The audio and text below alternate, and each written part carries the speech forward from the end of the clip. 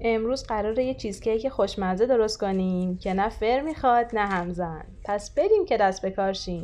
اولش باید 135 گرم بیسکویت پتیبو رو خورد کنیم جوری که کاملا پودر بشه. هر چقدر بیسکویتامون ریزتر بشن لایه زیری چیزکیکمون قشنگتر و منسجمتر میشه.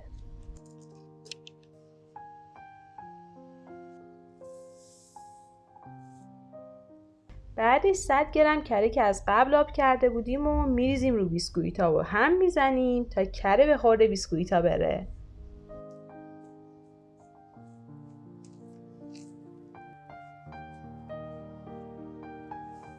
واسه درست کردن چیزکیک یه زیرکیکی یا یه بشقاب تخت لازم داریم که به نظرم بهتره از این زیرکیکی ها استفاده کنین که موقع برش و برداشتن چیزکیک واسهتون راحت تر باشه. حالا رینگو میذاریم روی زیرکیکیمون و بیسکویتا رو میریزیم توش. بعد با یه قاشق بیسکویتا رو پخش میکنیم تا سطحش کاملا صاف و یه دست بشه.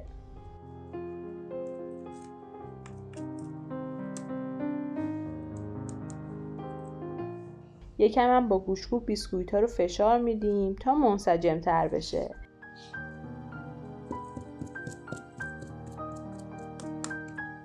حالا بیسکویتا رو میذاریم تو فریزر تا یه نیم ساعتی بمونه و سفت بشه. تو این نیم ساعت بعد لایه دوم چیزکیکمون رو درست کنیم.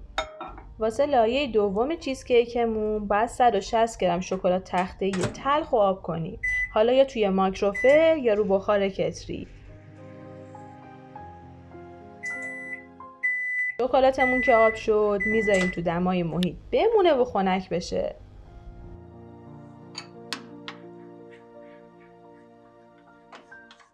بعدش 200 گرم پنیر ماسکارپونه و 100 گرم پنیر خامه‌ای رو میریزیم تو کاسه و با لیستک هم میزنیم تا نرم و یه دست بشن.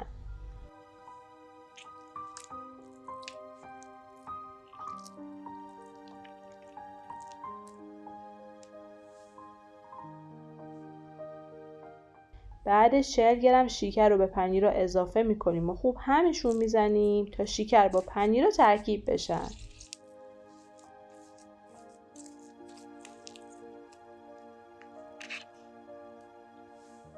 بعدش شکلات تخته‌ای آب شده رو میریزیم و خوب هم میزنیم تا همه موادمون یه دست بشه.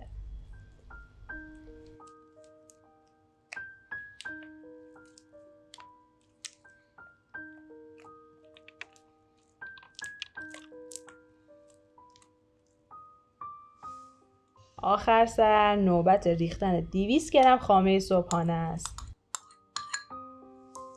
خامه رو که ریختیم با بقیه مواد خوب ترکیبش میکنیم تا مایه چیزکیکمون درست بشه.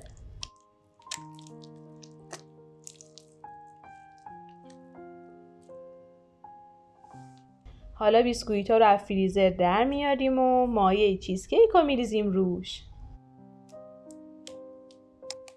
بعد با یه قاشق صافش میکنیم تا همه جاش یه دست بشه و میذاریم یه 2 ساعتی تو یخچال بمونه تا خودشو بگیره.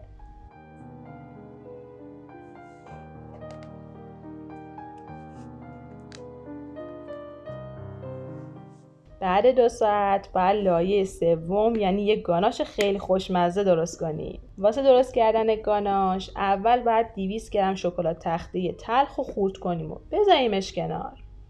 از اون طرفم 200 گرم خامه صبحانه رو باید گرم کنیم جوری که تقریبا داغ بشه.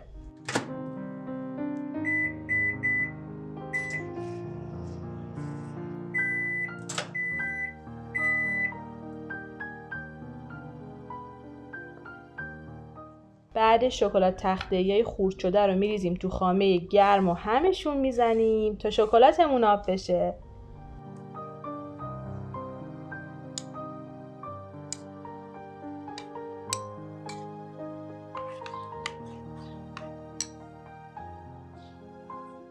حالا چیزکیک رو از یخچال در میاریم و گاناشمون رو میریزیم روش.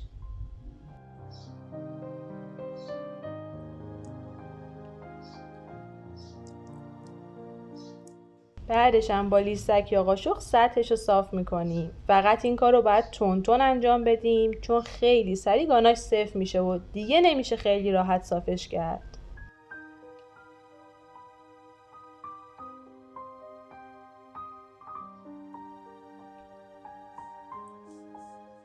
بعدش هم که چیزکیک رو حداقل 8 ساعت میذاریم توی یخچال بمونه تا خودشو بگیره.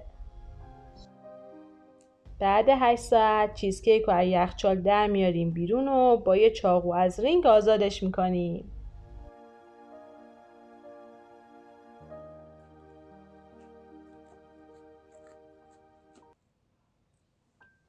بعد خیلی آروم رینگ رو از چیزکیک جدا میکنیم.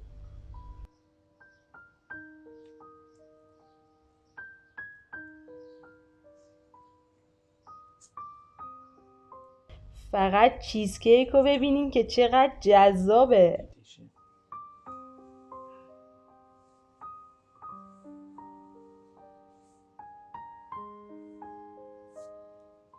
آخر سرم باید چیزکیکمون رو تزیین کنیم. من یکم چیپس شکلات ریختم روش.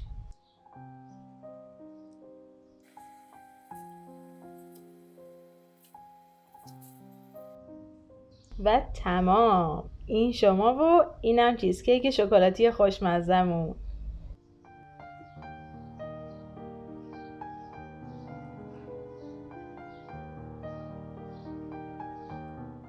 نوش جونتون.